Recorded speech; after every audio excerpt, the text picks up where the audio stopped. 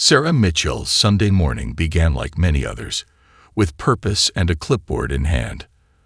The late October sun cast long shadows across the community center's parking lot as she checked off items for the Children's Hospital fundraiser. This event, her third this year, had already surpassed expectations before it even began. Coffee stations, check. Registration tables, check. Silent auction displays, she muttered, her breath visible in the crisp morning air. Her phone buzzed constantly with messages from volunteers, but Sarah handled each notification with the same methodical efficiency that had earned her a reputation as one of Atlanta's rising tech entrepreneurs. At 34, Sarah had built her life around two passions: technology and community service. Her company, DataBridge Solutions, had grown from a small startup to a respected name in civic technology, particularly known for developing user-friendly apps for public services. The irony wasn't lost on her that she was still using a paper checklist for the fundraiser instead of one of her own apps. The Children's Hospital held a special place in her heart. 3 years ago, her nephew had spent 2 months there fighting leukemia. The care and compassion shown by the staff had inspired Sarah to redirect her tech expertise toward civic causes. Today's fundraiser was expected to bring in enough money to upgrade the hospital's teen recreation room, a project she'd discovered was desperately needed during those long hours visiting her nephew. As she finished her inspection of the silent auction items, including several high-value tech packages she'd secured through her industry connections, Sarah glanced at her watch. The storage facility across town would be opening in 15 minutes, and she needed to pick up the remaining decorations. "Miguel," she called out to her event coordinator, "the vendors know to set up along the east wall, right? We need to keep the main pathway clear for the wheelchair access." After receiving confirmation and doing one final walkthrough, Sarah jumped into her Tesla Model 3, a reminder of her company's successful previous year. She pulled up the city's Park Smart app, which her firm had helped optimize 6 months ago. The interface welcomed her with its familiar blue and white design as she navigated to the downtown area. Finding a spot near the storage facility proved surprisingly easy for a Sunday morning. Sarah paid for 2 hours through the app, receiving the confirmation with a satisfying ping. She even took a screenshot, a habit she'd developed while testing the app during its development phase. As she walked toward the storage facility, Sarah noticed a group of children practicing dance moves in the community center next door. She smiled, reminded of the talent show planned for today's fundraiser. Her phone buzzed again, this time with a photo from her sister showing her nephew, now cancer-free, trying on his superhero costume for his performance at the fundraiser. The storage facility manager, Mr. Chen, was already waiting. "Ms. Mitchell." Early as always, he greeted her warmly. "I've got your boxes right up front. My wife made some extra decorations too. Said it's for the kids." Sarah's eyes lit up at the unexpected gift. Delicate paper cranes in the hospital's colors, each one carrying tiny messages of hope. This was why she loved her community, these small, unexpected acts of kindness that reminded her why she'd chosen to stay in this neighborhood despite her company's success. Loading the boxes into her car, Sarah felt the familiar surge of excitement that came before any major event. Everything was falling into place perfectly. She had no way of knowing that in just 30 minutes, a small piece of paper tucked under her windshield wiper would set in motion events that would challenge her faith in the systems she'd worked so hard to improve, and ultimately lead to unexpected changes in her community. "Would you like me to continue with part 2? Returning to her car, Sarah's confident stride slowed as she spotted the white slip of paper fluttering under her windshield wiper. At first, she thought it might be a flyer, but her heart sank as she recognized the distinctive format of a parking citation. $250 for failure to pay for parking. The words seemed to mock the very app she'd helped develop. Shifting the boxes of decorations to one arm, Sarah pulled out her phone and opened her screenshot from earlier. The payment confirmation clearly showed her parking session was still active, with 45 minutes remaining. She took several photos of her car's position, the parking space number, and the citation itself, her tech background kicking in as she documented everything methodically. "This has to be a mistake," she murmured, looking around for a parking enforcement officer. The street was quiet except for the distant sound of the dance music from the community center. Her phone buzzed again. Miguel asking where she was with the decorations. The fundraiser would start in less than 2 hours. Sarah made a quick decision. She'd deal with the ticket later. The children's hospital event took priority. As she drove back to the community center, she used her car's voice command to call her friend Jessica, who worked as a clerk at the municipal court. "A ticket? But you literally helped design that parking system," Jessica said, the surprise evident in her voice. "Look, come by the administrative office first thing tomorrow. Bring your payment proof, and we'll get this sorted out."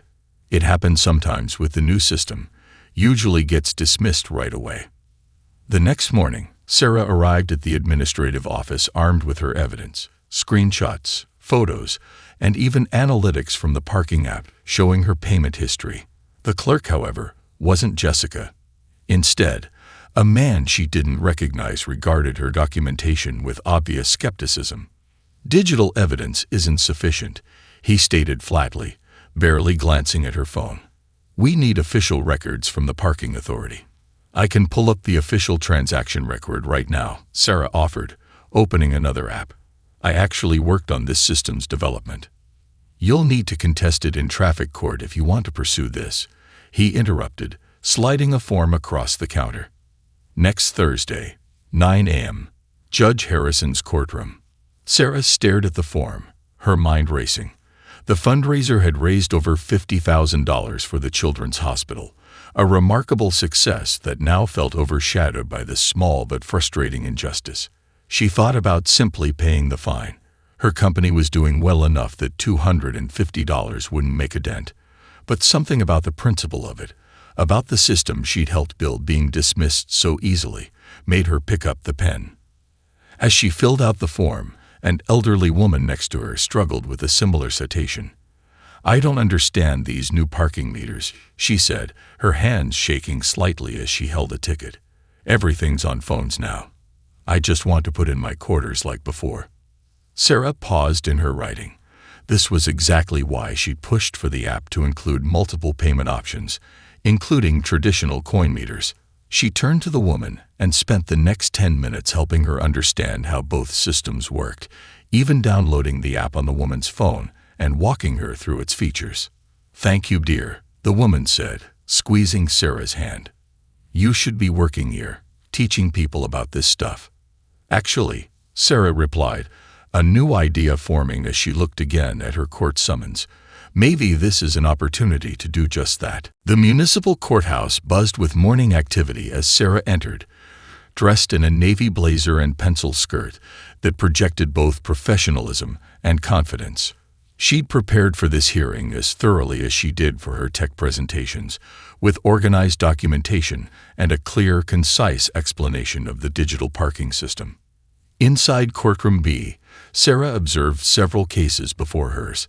Judge William Harrison, with his silver hair and wire-rimmed glasses, maintained an air of traditional authority.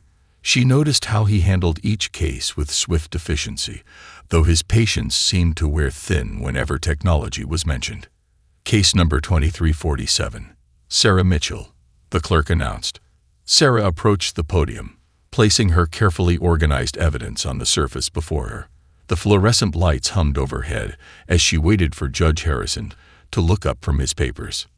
"Ms. Mitchell, you're contesting a parking violation from October 27th, Judge Harrison stated, peering over his glasses. "How do you plead?" "Not guilty, Your Honor," Sarah replied, her voice clear and steady. "I have evidence of payment through the city's official ParkSmart application." She began to reach for her phone, where she had queued up the documentation.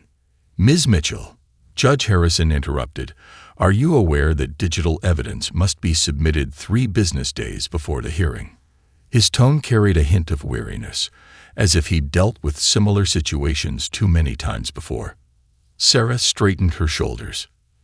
"Your Honor, I apologize if I've missed that requirement, but I believe this evidence is crucial to my case.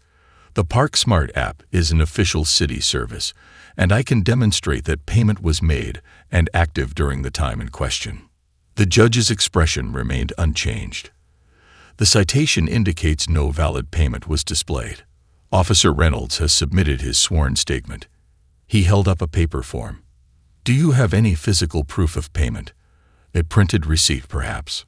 Sarah took a deep breath, drawing on years of experience presenting complex technical concepts to non-technical audiences.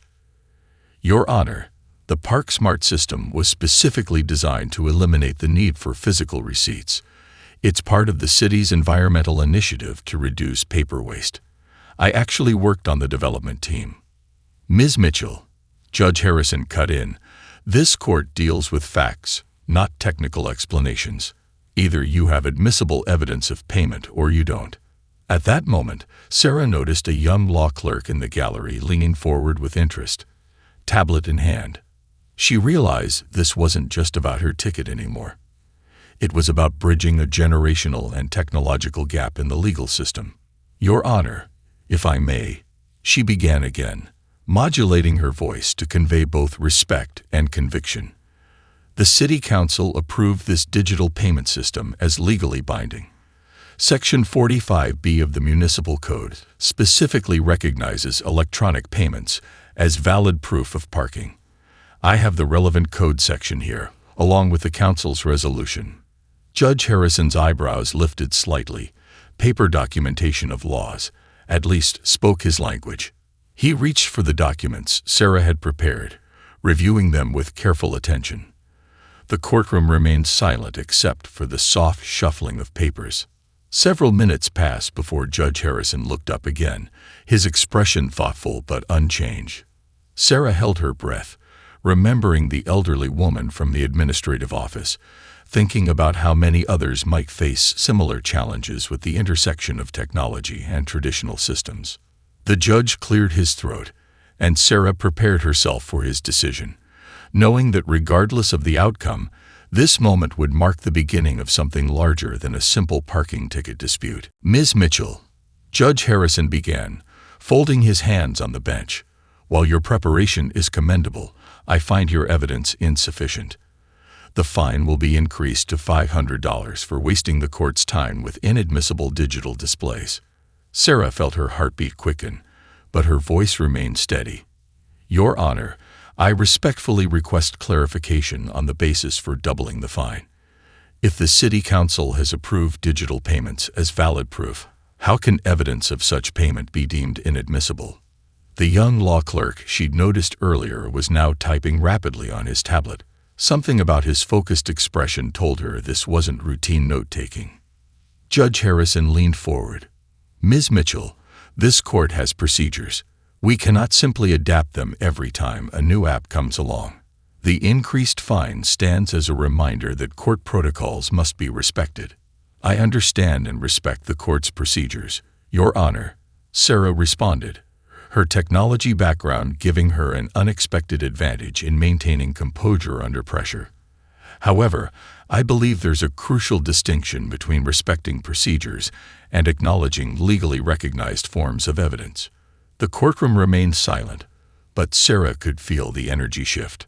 Several attorneys waiting for their cases had paused their preparations to listen. A few had pulled out their phones, presumably looking up the municipal code she'd referenced.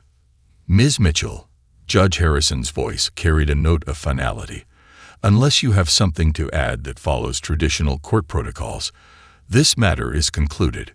Sarah thought of her nephew in the hospital, how he taught her that sometimes the bravest thing wasn't fighting harder, but staying calm and finding another way. She reached into her briefcase and extracted one final document. "Your Honor, I have here a certified letter from the City Transportation Department confirming a known technical issue with the parking enforcement officer's verification devices on the day in question." This paper document, she emphasized these words carefully, indicates that 13 similar citations were already dismissed due to this malfunction. Judge Harrison paused, his hand outstretched for the document. This was familiar territory for him.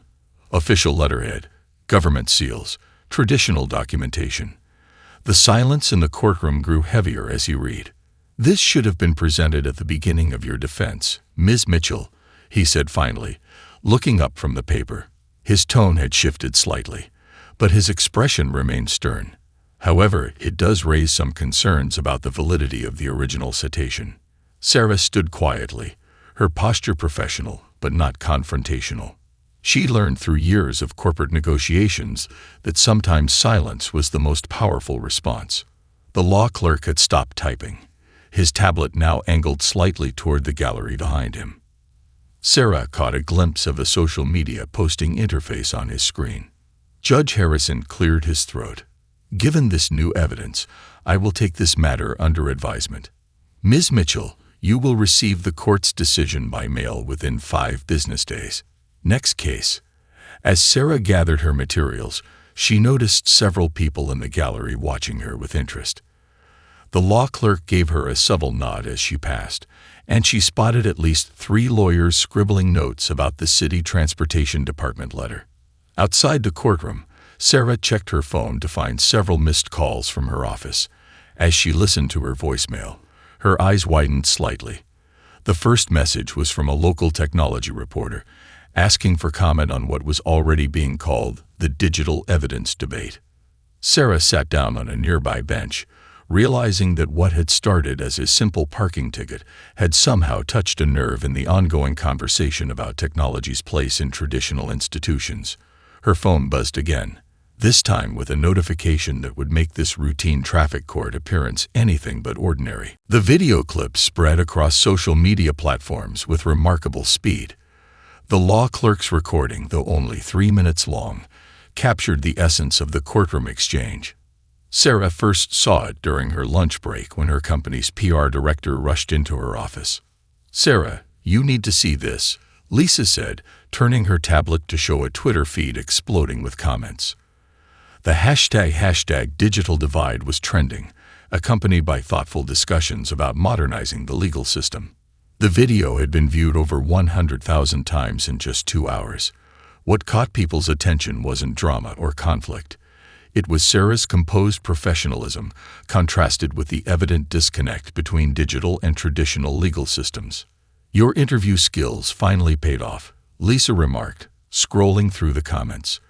Legal tech blogs were picking up the story, focusing on the broader implications for court modernization. Several comments came from judges in other districts who had successfully integrated digital evidence into their courtrooms. Sarah's phone rang. This time, it was Angela Chen from the local NPR affiliate. "Ms. Mitchell, we're doing a series on technology accessibility in public institutions. Would you be willing to share your perspective?" Before Sarah could respond, another call beeped through. The dean of the state law school wanting to discuss incorporating digital literacy into their legal curriculum. Her email inbox filled with messages from tech companies, legal professionals, and citizens sharing similar experiences. "I never expected this," Sarah told Lisa, watching the video for the first time. The law clerk had captured the exchange perfectly, her clear explanation, Judge Harrison's traditional stance, and the moment she produced the paper letter that bridged both worlds. By late afternoon, something unexpected happened. Senior citizens advocacy groups began sharing the video, praising how it highlighted the need for both digital and traditional systems to coexist. Sarah remembered the elderly woman from the administrative office, realizing this wasn't just about modernization. It was about accessibility for everyone. A notification popped up on her laptop. An email from Mr. Chen, the storage facility manager. "Saw your story online. My wife and I are proud to know you. Our community needs more bridges between old and new." The tech community rallied too. Several of Sarah's industry colleagues started a discussion about developing standards for digital evidence in legal proceedings. Her LinkedIn profile exploded with connection requests from legal tech professionals across the country.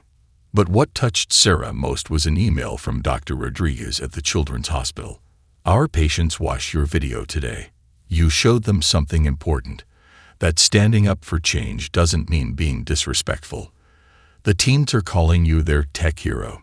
Sarah sat back in her chair, processing the day's events. This wasn't the kind of attention she'd ever sought. Her phone buzzed again. A message from her nephew. "Aunt Sarah, my friends at the hospital say you're famous now. Did you really help build that parking app?" Lisa returned with more updates. "The State Bar Association wants you to speak at their technology panel next month. And there's a civil rights organization asking about systematic biases in digital access to legal systems. This is bigger than a parking ticket now." Through her office window, Sarah watched the sunset paint the city skyline. On her screen, the video's view count continued to climb, each share spreading not just her story, but a larger conversation about how society adapts to change.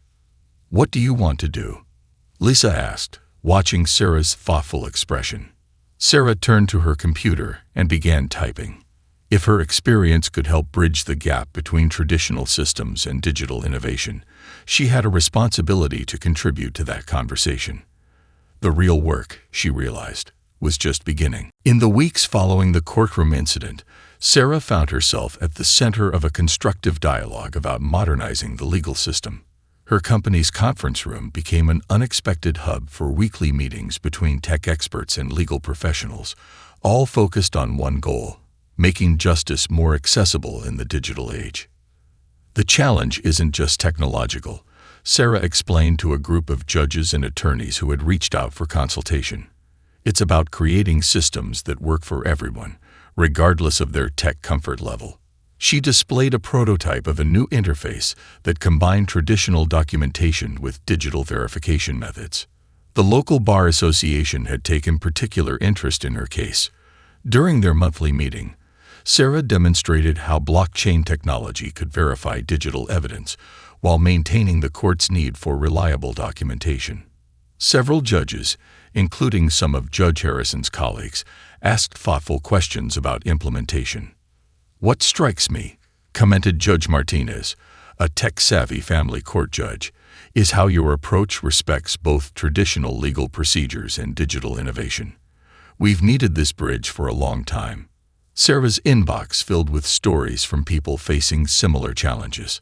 A small business owner wrote about losing contracts because courts wouldn't accept digital signatures.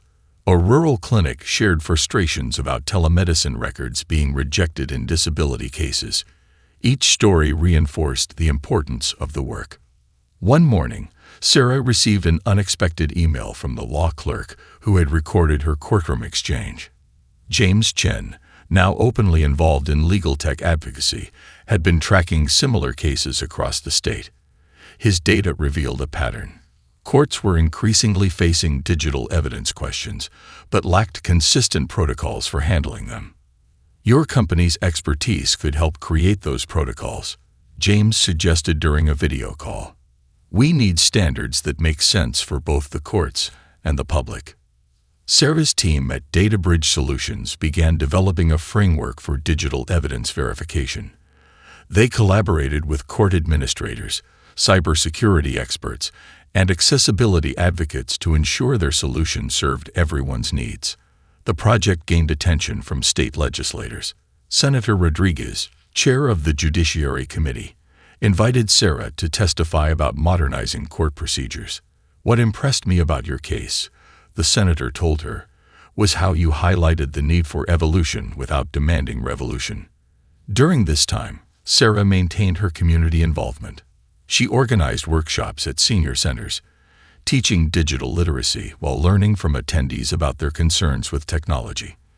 These sessions informed her team's development process, ensuring they didn't leave anyone behind.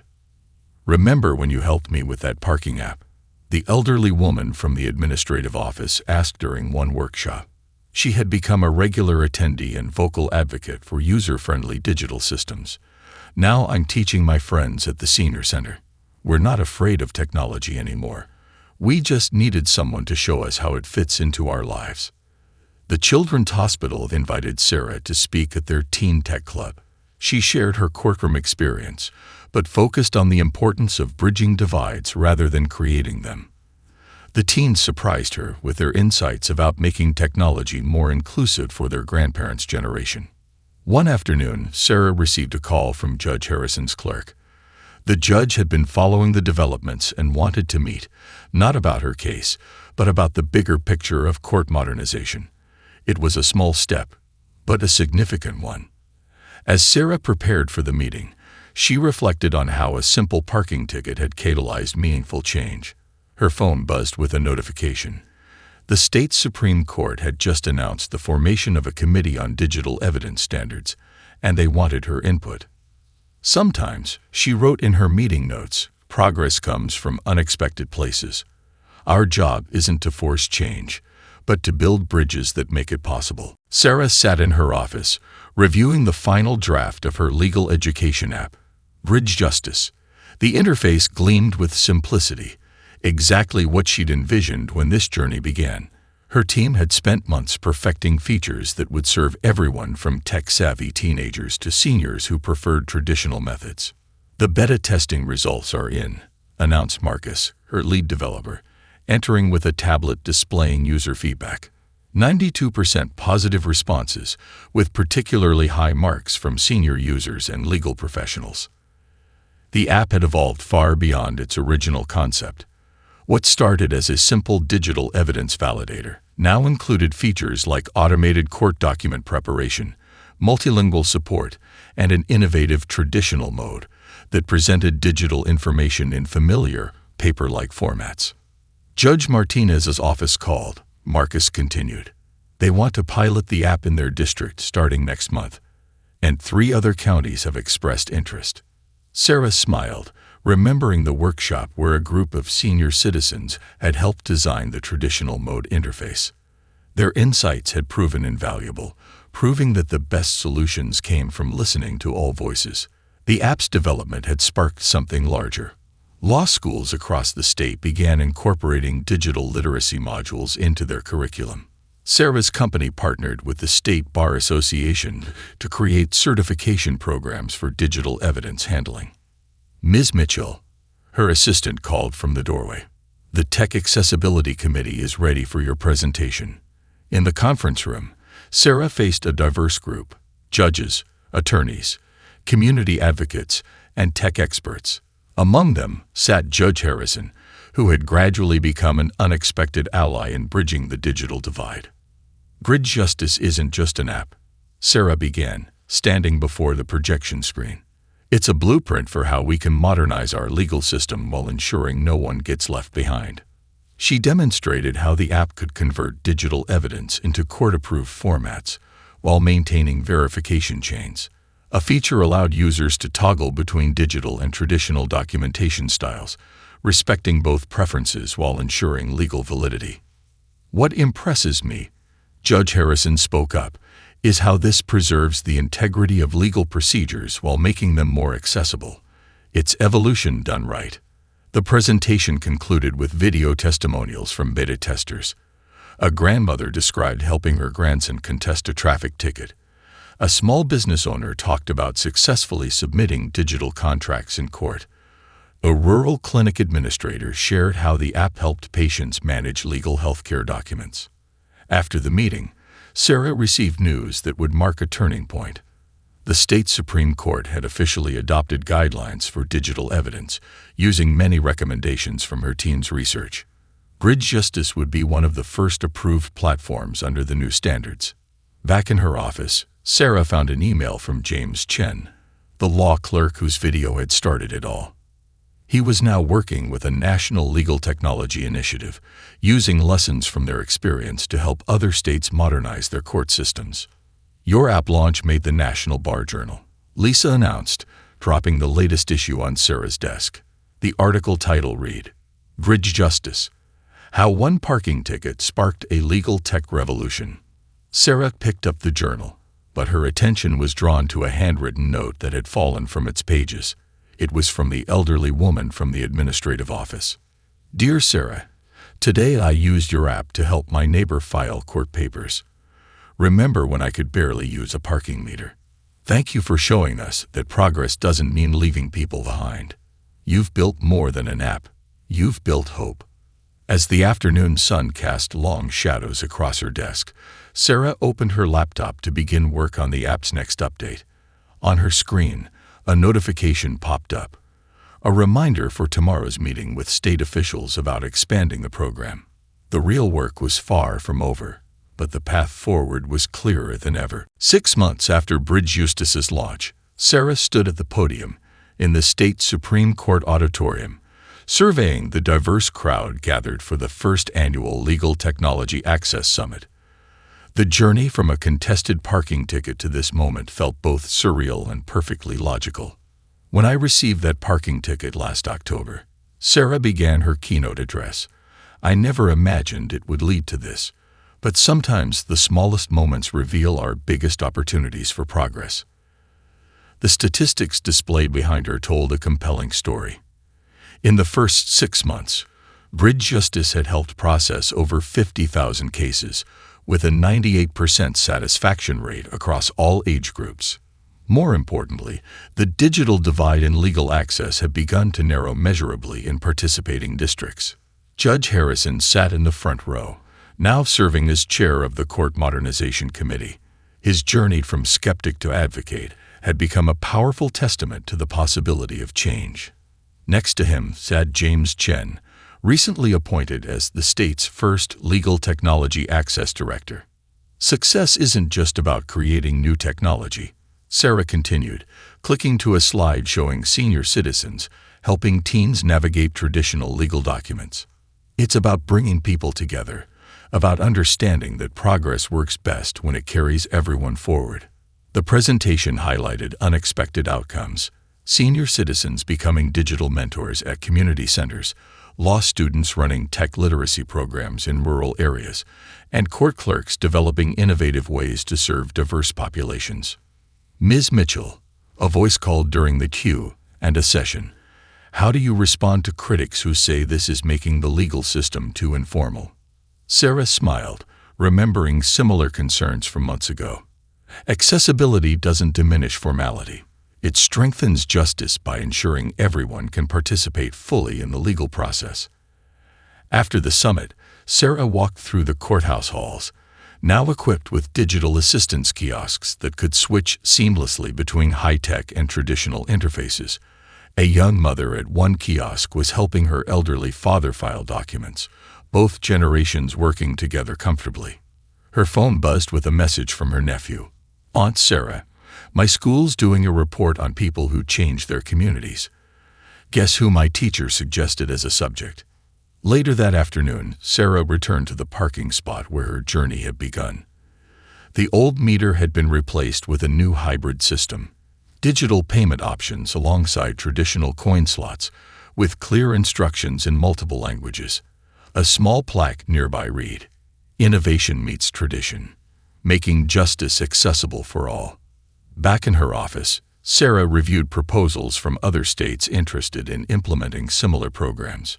Her team had grown, now including legal experts, accessibility specialists, and community advocates. They were working on expanding Bridge Justice to handle more complex legal procedures while maintaining its commitment to universal access. Ready for the next challenge? Lisa asked, dropping a folder on Sarah's desk. Inside was an invitation to speak at the National Judicial Conference about creating technology standards that served all Americans. Sarah glanced at the framed parking ticket on her wall, her reminder that change often comes from unexpected places. Below it hung a collection of thank you notes from people whose lives had been improved by Bridge Justice, each one representing a bridge built between tradition and innovation. As the day drew to a close, Sarah drafted an email to her team about their next project. The subject line read, "Building Bridges, Phase 2. The parking ticket that had started it all had long since been resolved, but its impact continued to ripple outward, creating positive change in ways no one could have predicted. Sometimes, she reflected, the most powerful innovations aren't about replacing the old with the new, but about finding ways to help both thrive together. In the end, that was the real bridge worth building.